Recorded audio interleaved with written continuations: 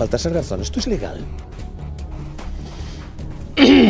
El agredir a un país con fuerza militar desmesurada, asesinar a 100 personas, secuestrar a un presidente en ejercicio, a su mujer, pero por la inmunidad soberana que un presidente en ejercicio sea un régimen u otro, el que rija en ese país, es no ilegal, es uno de los delitos más flagrantes que se pueden cometer a nivel nacional e internacional.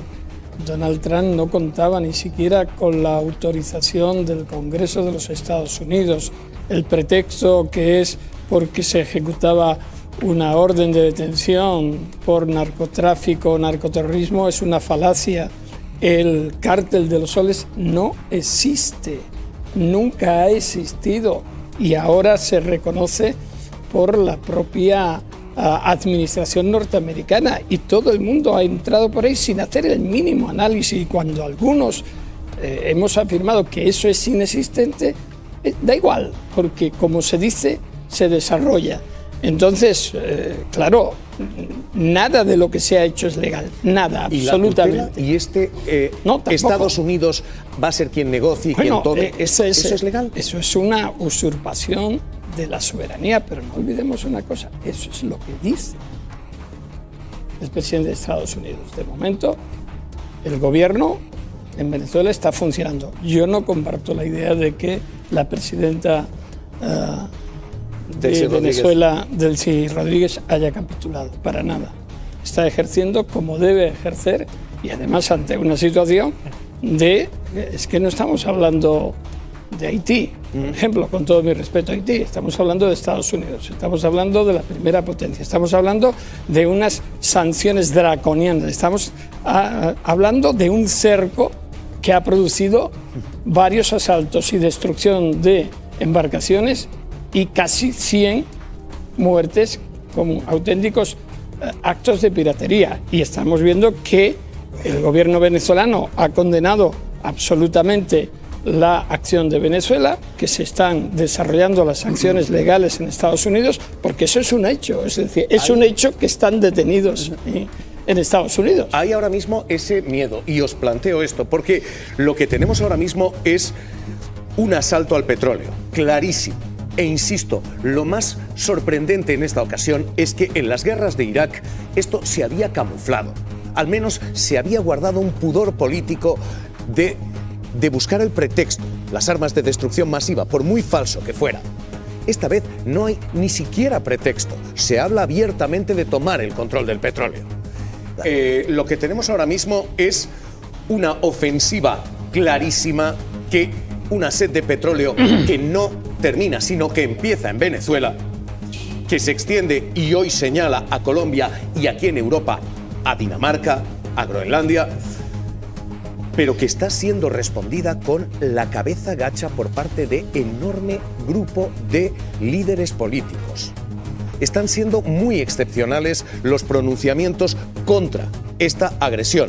Cristina Cañedo, una de esas excepciones es la del presidente español, que acaba de condenar lo que está ocurriendo en una Europa en la que hay movimientos muy puntuales, pero en la que se está bajando la cabeza ante este asalto, esta sed de petróleo de Donald Trump.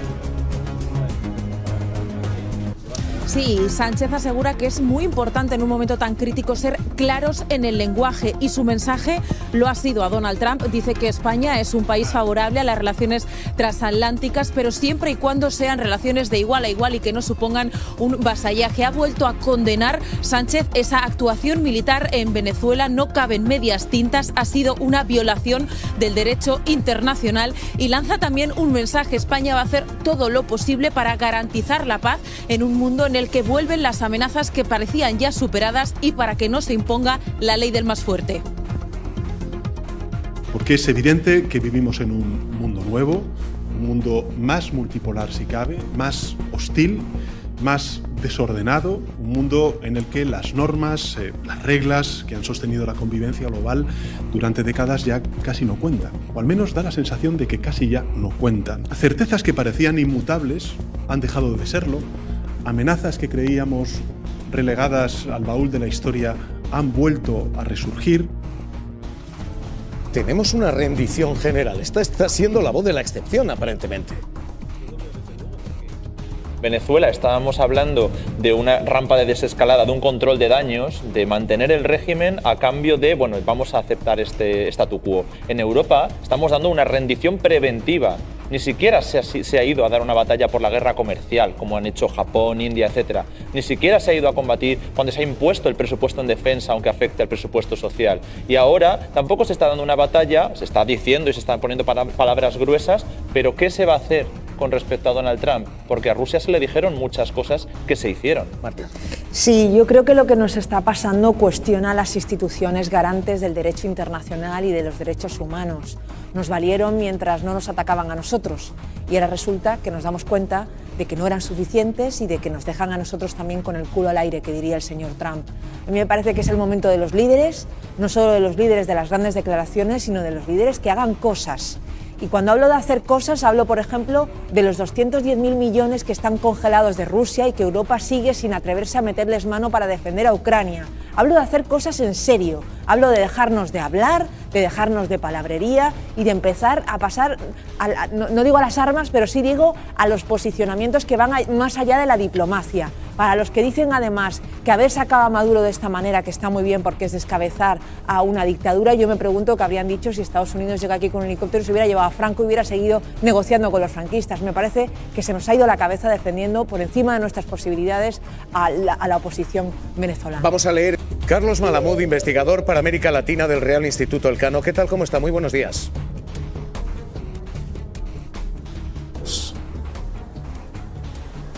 Señor Malamud, ¿esto es una operación de cambio de régimen o esto es un asalto al petróleo? Ni lo uno ni lo otro. Es decir, de cambio de régimen esto no tiene nada. Se ha decapitado a la dictadura brutal de Venezuela, sacando a Nicolás Maduro y llevándolo ante la justicia de Nueva York. Eso es un dato. Pero el régimen chavista como tal sigue incólume, el gobierno está en manos de la que era la vicepresidenta, el ministro de Interior, Justicia y paradójicamente Paz, Diosdado Cabello, sigue movilizando a los colectivos que siguen aterrorizando a la gente en las calles, el ministro de Defensa, Padrino López, sigue ahí, el hermano o el hermanísimo de Delcy Rodríguez, Jorge Rodríguez también, al igual que Nicolásito Maduro, el hijo de Nicolás Maduro. O sea que de cambio de régimen absolutamente nada. Esta fue una elección racional de Donald Trump y su gobierno para mantener aparentemente el orden dentro de Venezuela. Y esto es mucho más que un asalto al petróleo, es decir, no es solo el petróleo lo que está en juego, también tenemos que ver que hay elementos vinculados con la política interna de Estados Unidos, inclusive la posible sucesión al frente de la Casa Blanca cuando dentro de 2 años y medio haya elecciones, la pugna entre el vicepresidente Vance y el secretario de Estado Marco Rubio está ahí, pero también hay otros objetivos geoestratégicos a tener presentes. ¿Qué son? Cortar el paso a China, hacerse con petróleo para que no lo tengan los rivales de Estados Unidos.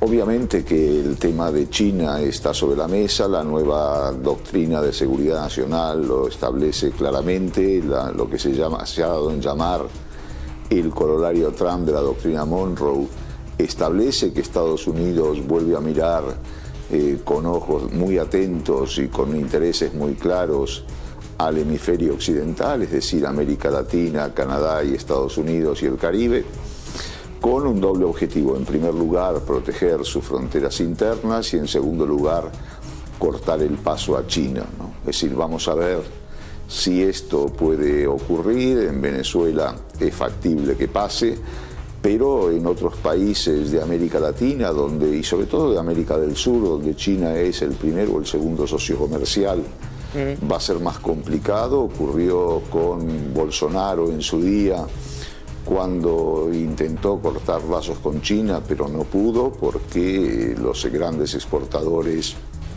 de carne y cereales le dijeron: este es nuestro principal mercado.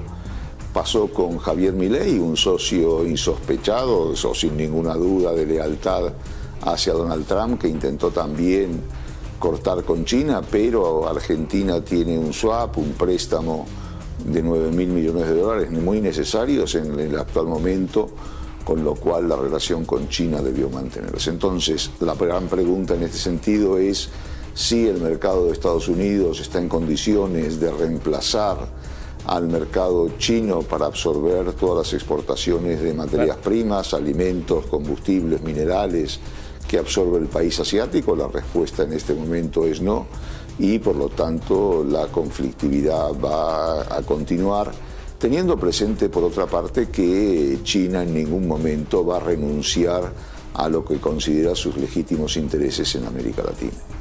Pues Carlos Malamud, investigador para América Latina del Real Instituto Elcano, gracias por estar con nosotros. Le mando un abrazo, cuídese. Un saludo igualmente. Hoy esto es lo que tenemos. Y desde luego que no es un cambio de régimen. Hay una sed de petróleo, por controlar el petróleo. Hasta tal punto no es un cambio de régimen que María Corina Machado esta madrugada, de nuevo, pidiendo que se la deje entrar y que se releve al gobierno de Venezuela encima. Yo hablo sobre hechos ciertos.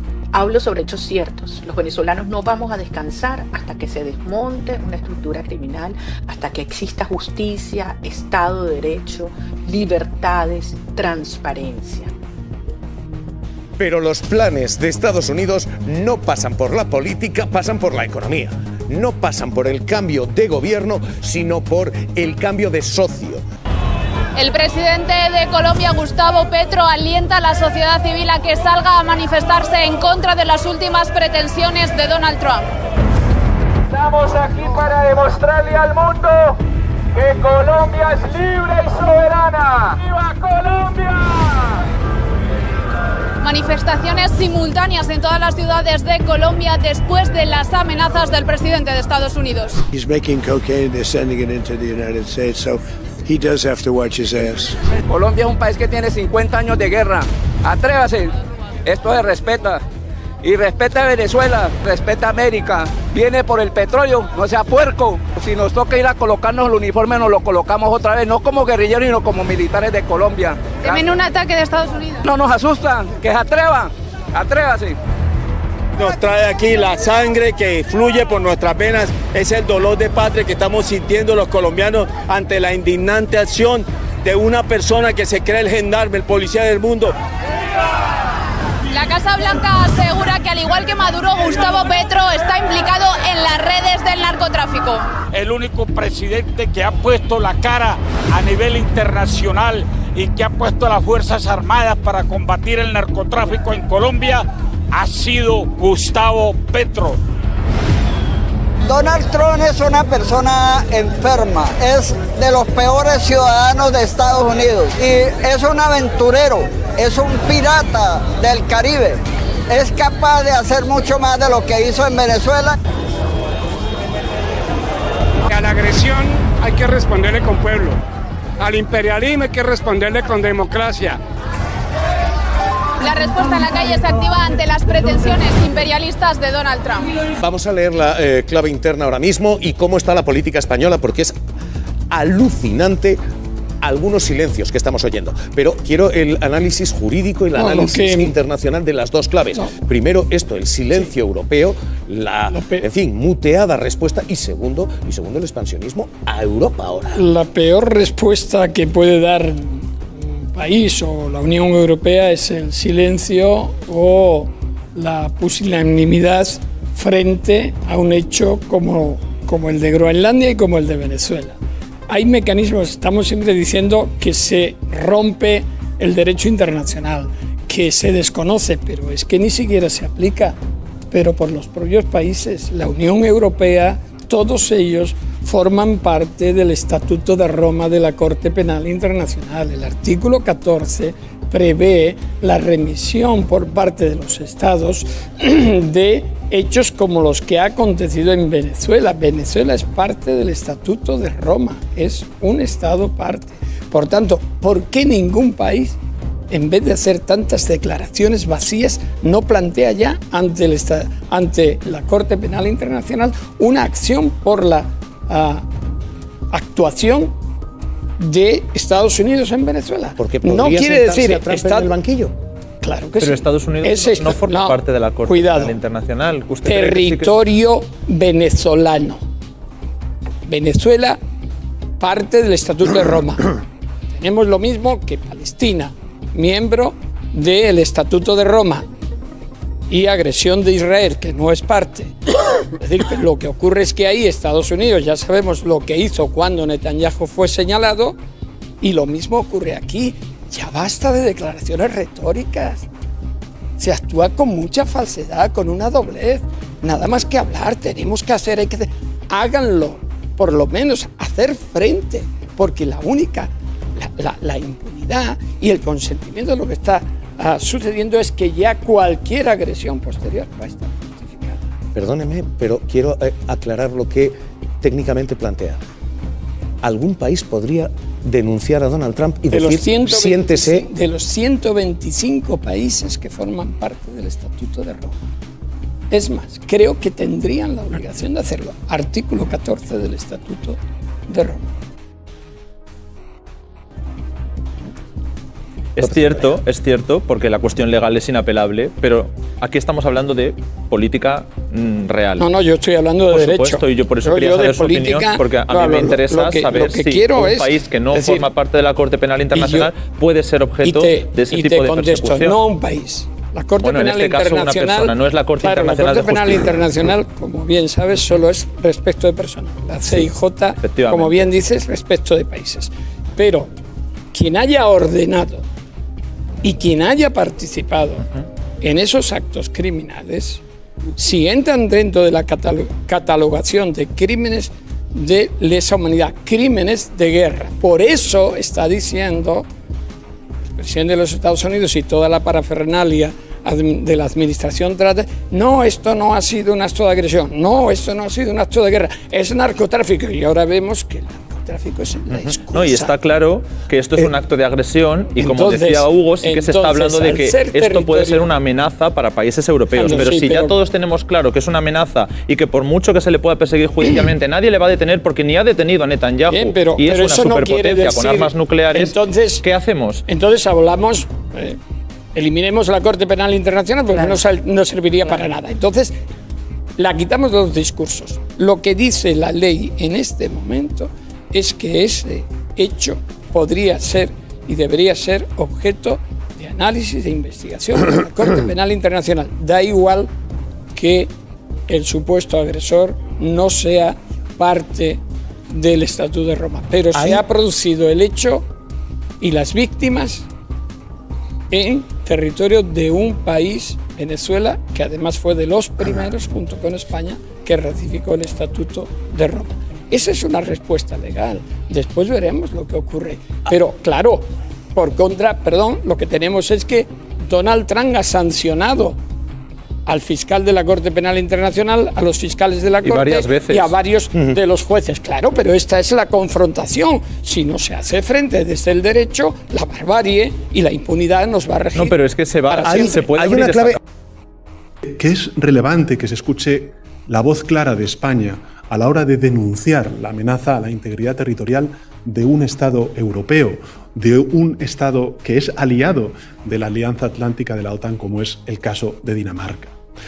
Porque no se puede aceptar sencillamente, y no podemos aceptarlo ni como país, ni tampoco como gobierno. Y por tanto no debemos callarnos ante amenazas tan explícitas o implícitas, aunque yo creo que es más lo primero que lo segundo, al derecho internacional. Porque las palabras importan, tienen consecuencias, quiebran la confianza, allanan el camino hacia lo impensable. Y por tanto creo que es importante que hablemos claro, que no nos callemos, como tampoco nos hemos callado en otros muchos ámbitos cuando esas violaciones al derecho internacional se han producido. Antes hacía mención a Venezuela, por eso hemos condenado con contundencia la reciente intervención militar en ese país con el que tantos lazos nos unen. No caben tibiezas ni medias tintas, al igual que no nos cupieron esas tibiezas ni esas medias tintas cuando tuvimos que rechazar la supuesta legitimidad de la victoria, que por supuesto no fue tal, de Maduro en las últimas elecciones presidenciales en Venezuela. La violación del derecho internacional siempre es una derrota, y es una derrota fundamentalmente para las democracias, incluso allí donde no hay esa democracia. Y es un peligroso precedente para la paz y para la seguridad global. Y por tanto, la respuesta a la ilegitimidad no puede ser cometer una ilegalidad. España seguirá haciendo todo lo necesario en defensa del pueblo venezolano, de su soberanía, de su derecho a elegir un futuro democrático sin injerencias externas. El futuro de Venezuela, quien tiene que decidirlo, son los venezolanos y las venezolanas. Y eso es lo que defenderá España cuando efectivamente esta transición se ponga en marcha. Que nadie lo dude, vamos a ayudar positivamente a la transición a la democracia en Venezuela. Lo vamos a hacer de forma activa, lo haremos también desde el valor que nos otorga la experiencia histórica de nuestro país para que el futuro de Venezuela sea el que decidan los venezolanos. No un país extranjero, no intereses ajenos a los de los venezolanos y las venezolanas. En definitiva, embajadores y embajadoras, estamos en un contexto muy difícil. Nosotros, desde luego, vamos a trabajar porque el año 2026 sea un año de paz, pero la esperanza no consiste en esperar. Consiste, por tanto, en construir cada día el camino hacia esa paz. Y, por tanto, yo quiero decirles y quiero también pedirles que nos dejemos la piel en ello. Que trabajemos, que sudemos la camiseta para que desde España se vea a nuestro país pues como ese país constructivo que apuesta siempre por la paz y por el orden internacional basado en reglas. Y en este camino, en esta respuesta, quiero que tengan muy presentes 4 grandes principios que deben guiar el ejercicio de nuestra actividad a lo largo de este año 2026, porque le hablan directamente a ese momento histórico tan extraordinario en el que vivimos y en el que yo creo que estamos todos somos muy conscientes del momento en el que vivimos, ¿no? El primero yo creo que es el de la coherencia. Y la coherencia significa que no hay dobles estándares, que no puede haber dobles varas de medir. Coherencia en Venezuela, coherencia en Gaza, coherencia en Ucrania y en cualquier otro escenario. Siempre idéntica respuesta cuando se vulnera el derecho internacional. La coherencia, por tanto, es nuestra brújula y la fuente de credibilidad de nuestro país. El poder duro se sustituye, mejor dicho, al poder blando y, por tanto, de lo que se trata es de vencer y no de convencer. Esas son las recetas del pasado a las que algunos hoy se aferran y yo creo que lo hacen de manera equivocada, porque retroceder al siglo XIX no nos hará avanzar en el siglo XXI. Por eso, embajadoras, embajadores, ante esta nueva realidad, yo creo que solamente cabe una triple actitud, que yo resumiría en el coraje, en la anticipación y en la creatividad o en la innovación, si me permiten, a la hora de realizar nuestra acción exterior. Coraje para mantenernos firmes en nuestros principios, en nuestros valores, en la confianza, en el compromiso. También, ¿por qué no decirlo?, en el optimismo. Anticipación para ir por delante de la historia y no a remolque.